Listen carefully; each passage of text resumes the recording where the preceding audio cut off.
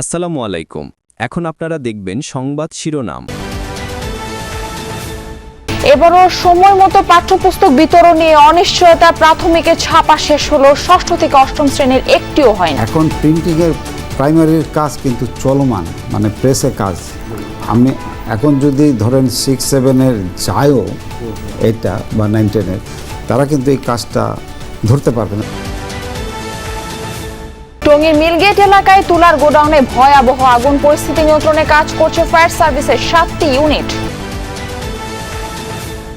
রাজধানী টিটিপাড়ায় 6 লেনের railway underpass উদ্বোধন। দীর্ঘদিনের ভোগান্তির অবসান ঘটলেও পুরোপুরি সুফল পেতে সময় লাগবে। বাংলাদেশে এটা একটা প্রথম আন্ডারপাস যেখানে একই সাথে যান্ত্রিক এবং অযান্ত্রিক এবং সেই সাথে পথচারীদের চলাচলের এখানে ব্যবস্থাপনা আছে। শাহজালালে কার্গো ভিলেজের সুরক্ষিত স্ট্রং রুম থেকে অস্ত্র লুটের রহস্য উদ্ঘাটন হয়নি। এখনো চলছে তদন্ত, মুখ খুলছেন না বিমানের কেউ। রক্ষা বাহিনী তৈরি নয়, সার্বভৌমত্ব রক্ষায় প্রশিক্ষণ দেয়া হবে 9,000 তরুণকে, জানালেন উপদেষ্টা আসিফ মাহমুদ। বাছাই চলছে স্বচ্ছতার ভিত্তিতে। আবারও আমি বলছি, এটা কোনো বাহিনী না। এখানে তো প্রশিক্ষণের পরে তাদেরকে কোনো অস্ত্র দেওয়া হচ্ছে না বা তাদেরকে কোথাও রিক্রুটও করা হচ্ছে না। They are going in their regular life. আসসালামু আলাইকুম। এখন দেখবেন সংবাদ বিস্তারিত। পাঠ্য বই দিতে এবারও কথা দিয়ে কথা রাখতে পারছে না জাতীয় শিক্ষাক্রম ও পাঠ্যপুস্তক বোর্ড এনসিটিবি। জানুয়ারির প্রথম সপ্তাহে প্রাথমিক ও ইবতেদায়ীর বই শিক্ষার্থীদের হাতে তুলে দেওয়ার সম্ভাবনা থাকলেও মাধ্যমিকের বই নিয়ে বিপাকে প্রতিষ্ঠানটি।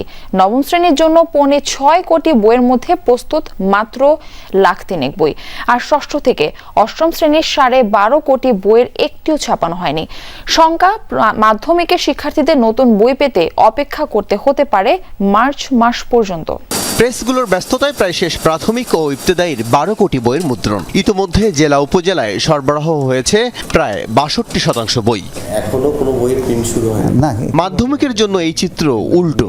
5 নভেম্বর পর্যন্ত বই ছাপানোর কার্যাদেশেই দিতে পারেনি এনসিটিবি। চলতি সপ্তাহের মধ্যে বই ছাপানোর কাজ শুরুর কথা ভাবছে প্রতিষ্ঠানটি। নির্বাচনী ডামাডোল আর প্রেসগুলোর ব্যস্ততায় মাধ্যমিক শ্রেণীর বই কবে পাওয়া যাবে তা নিয়ে শঙ্কা আছে সংশ্লিষ্টদের। প্রিন্টিং প্রক্রিয়াটা তো ফেজ বাই ফেজ, ঠিক আছে। এখন প্রিন্টিং এর প্রাইমারির কাজ কিন্তু চলমান, মানে প্রেসে কাজ। আমি এখন যদি ধরেন 6-7-এর যায়ও এটা বা 9-10-এর, তারা কিন্তু এই কাজটা ধরতে পারবে না মানে তারা যেহেতু প্রাইমারি নিয়ে ব্যস্ত রয়েছে। গাজীপুরে টঙ্গীতে একটি তুলার গোডাউনে ভয়াবহ আগুন লেগেছে। খবর পেয়ে ঘটনাস্থলে গিয়ে আগুন নিয়ন্ত্রণের চেষ্টা করছে ফায়ার সার্ভিসের 7টি ইউনিট। সকালে মিলগেট কোঅপারেটিভ সোসাইটি মার্কেটে হয় এই অগ্নিকাণ্ড। মুহূর্তে কালো ধোঁয়ায় আচ্ছন্ন হয়ে পড়ে চারপাশ। এতে পাশে থাকা ভবনের গার্মেন্টস কর্মীদের নিরাপদে সরিয়ে নেওয়া হয়। আতঙ্কিত হয়ে পড়েন স্থানীয়রাও। প্রাথমিকভাবে আগুন লাগার কারণ সম্পর্কে কিছু জানা যায়নি। পানির সংকট এবং বাতাসের যে তীব্রতা, সেই কারণে মূলত তাদের নিয়ন্ত্রণ করতে অনেকটাই সমস্যা হচ্ছে। ফায়ার সার্ভিস বলছে যে তাদের 7টি ইউনিট কাজ করছে, যদি প্রয়োজন মনে হয় আরও সংযুক্ত করবে ইউনিট, সেক্ষেত্রে এখনও কিন্তু কাজ করছে। এবং এখানে যে সাধারণ জনতা, তারাও কিন্তু ফায়ার সার্ভিসকে সহযোগিতা করছে। সেই আলোকে মূলত ফায়ার সার্ভিস কাজ করে যাচ্ছে। এবং যেই দৃশ্য আমরা দেখতে পাচ্ছি শুরু থেকে, সেই সকাল 11টা থেকে এখন পর্যন্ত যদি বলি, সে একটার পর একটা কিন্তু আসলে কিন্তু যে গোদামগুলি, সেগুলো কিন্তু আগুন কিন্তু বাড়ছে, আসলে বিস্তীর্ণ হচ্ছে আগুনের। এতে করে দেখছি যে এখানকার যে দোকানিরা রয়েছে, তারা কিন্তু আসলে সর্বোচ্চ হয়ে তাদের সাথে কথা বলার চেষ্টা করছে। তারা যে কথা বলবে সেই পরিস্থিতি কিন্তু আসলে কিন্তু নেই। তবে ফায়ার সার্ভিস তাদের যে কার্যক্রম, সেই কার্যক্রমকে আসলে নিরলসভাবে করে যাচ্ছে। তারা প্রথমত যে কাজগুলো করছে, সেটি কিন্তু আমরা দেখছি। এখন পর্যন্ত তাদের যে কার্যক্রমগুলি, সেই কার্যক্রমগুলো আমরা চোখে পড়ার মতো, এবং সেটি কিন্তু আসলে করছে। এবং পাশের একটি গার্মেন্টস রয়েছে, পোশাক শিল্প কলকারখানা, সেখানের যে শ্রমিক রয়েছে, সেখানকে আসলে দূরে সরিয়ে দিয়েছে।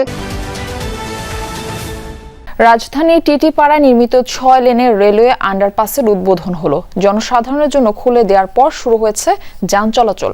ফলে মানুষের দীর্ঘদিনের দুর্ভোগ এবং কর্মঘণ্টা নষ্ট হওয়ার অবসান হলো। সকালে আন্ডারপাসটি উদ্বোধন করেন প্রধান উপদেষ্টার প্রতিরক্ষা এবং জাতীয় সংহতি উন্নয়ন বিষয়ক বিশেষ সহকারী অবসরপ্রাপ্ত লেফটেন্যান্ট জেনারেল আব্দুল হাফিজ। এ সময় উপস্থিত ছিলেন আরেক বিশেষ সহকারী শেখ মঈনুদ্দিন। আন্ডারপাসটির নিচ দিয়ে 6 লেনের রাস্তার মধ্যে 4 লেনের চলবে যান্ত্রিক যানবাহন। দোতলা বাস সহ চলতে পারবে সব ধরনের যানবাহন। আর দুপাশে রিকশা, সাইকেলের আলাদা লেনের পাশাপাশি পথচারীদের জন্য রাখা হয়েছে ফুটপাত। এখন থেকে উপরের লেন আর নিচে অন্যান্য যানবাহন বাধাহীনভাবে চলাচল করবে। আগে যে একটা দীর্ঘমেয়াদী যানজট, ওয়েট করা, দীর্ঘ পথ পেরিয়ে তাদের গন্তব্যে যাওয়া, এই জিনিসটার জন্য তাদের আর ওয়েট করতে হবে না। বাংলাদেশে এটা একটা প্রথম আন্ডারপাস যেখানে একই সাথে যান্ত্রিক এবং অযান্ত্রিক এবং সেই সাথে পথচারীদের চলাচলের এখানে ব্যবস্থাপনা আছে। এখানে একটা শক্তিশালী পাম্প হাউস নির্মাণ করা হয়েছে, যার পরিপ্রেক্ষিতে এখানে কোনো পানি এখানে জমার কোনো সম্ভাবনা নেই।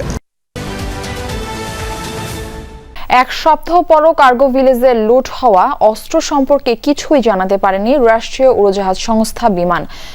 শাহজালাল বিমানবন্দরের ভয়াবহ আগুনের কারণ উদ্ঘাটনের আগে ঘটে গেছে রহস্যময় এই ঘটনা। কড়া নিরাপত্তা বেষ্টনীর ভেতরে অত্যন্ত সুরক্ষিত ভোল্টের তালা ভেঙে অস্ত্র লুটের তদন্ত করা হচ্ছে। এদিকে কার্গো ভিলেজের ভাঙা ভোল্ট থেকে 80টি অস্ত্র, বিপুল পরিমাণ গুলি ও অস্ত্রের সরঞ্জাম হেফাজতে নিয়েছে পুলিশ।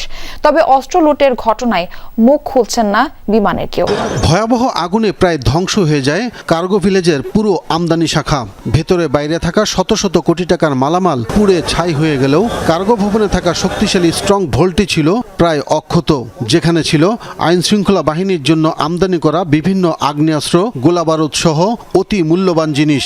28 অক্টোবর সকালে কয়েক স্তরের নিরাপত্তায় থাকা ভল্টরুমে তালা না দেখে শুরু হয় ঊর্ধ্বতন কর্মকর্তাদের দৌড়ঝাঁপ করে কার্গো ভিলেজের নিরাপত্তার দায়িত্বে থাকা বিমান বাংলাদেশ এয়ারলাইন্স। ভল্টে থাকা 67টি অত্যাধুনিক পিস্তল, 12টি শটগান, একটি অ্যাসল্ট রাইফেল, 138টি পিস্তলের ম্যাগাজিন ছাড়াও বিপুল পরিমাণ গুলি ও সরঞ্জাম হেফাজতে নেয় পুলিশ। এটা তো একটা জিডি করা হয়েছে, জিডির ভিত্তিতে এটা তদন্তাধীন রয়েছে। এটা সম্পূর্ণ এটা নিয়ন্ত্রণ তার পুলিশের কাছে না। ওই জিডিতে জানানো হয় 24 অক্টোবর কয়েকটি সংস্থার প্রতিনিধিদের উপস্থিতিতে অক্ষত স্ট্রং রুমের ভল্ট পরীক্ষা করে সিলগালা করা হয়। বাইরে নতুন করে বাড়ানো হয় নিরাপত্তা ব্যবস্থা। কিন্তু তারপরও কিভাবে তালা ভাঙার মতো ঘটনা ঘটল তা নিয়ে হতবাক বিশেষজ্ঞরা। আসলে এটা একটা খুবই দুঃখজনক ব্যাপার। তালা যখন ভাঙা হয়েছে তখন আমাদের ধরে নিতেই হবে যে এটা কেউ না কেউ করেছে আর কি, এবং কে করেছে সেটা এখন বিচার বিশ্লেষণ করতে হবে। এটা খুব যে একটা রকেট সায়েন্স তা না, এখানে এটা সহজে করা যায়, বিকজ এয়ারপোর্ট একটা সার্ভেলেন্সের আন্ডারে, হেভি সার্ভেলেন্সের আন্ডারে, চারিদিকে ক্যামেরা থাকে, সিসি ক্যামেরা থাকে, অন্যান্য সুযোগ সুবিধা থাকে, প্লাস ওখানে বিভিন্ন নিরাপত্তা বাহিনী কাজ করে। 18 অক্টোবর আগুনের ঘটনায় পুরো কার্গো ভিলেজ বিদ্যুৎ ব্যবস্থা সহ নষ্ট হয়ে যায় বিভিন্ন সিসি ক্যামেরাগুলোও। মিলিশিয়া বা রক্ষা বাহিনী তৈরি করার উদ্দেশ্যে 9,000 তরুণকে প্রশিক্ষণ দেওয়া হবে সার্বভৌমত্ব ও গণপ্রতিরক্ষায়। প্রকল্পটি নিয়ে তৈরি হওয়া নানা আলোচনা সমালোচনার জবাবে যমুনা টেলিভিশনকে এই কথা জানান যুব ও ক্রীড়া উপদেষ্টা আসিফ মাহমুদ সজীব ভুইয়া। প্রকল্পটিকে নিয়ে একটি মহল গুজব ছড়াচ্ছে বলে অভিযোগ তার। বলেন, রাষ্ট্রীয় নীতির অংশ হিসেবেই সরকারের সম্মতিতে এই প্রকল্প নেওয়া হয়েছে। প্রশিক্ষণে আগ্রহীদের নির্বাচনও করা হচ্ছে স্বচ্ছতার ভিত্তিতে।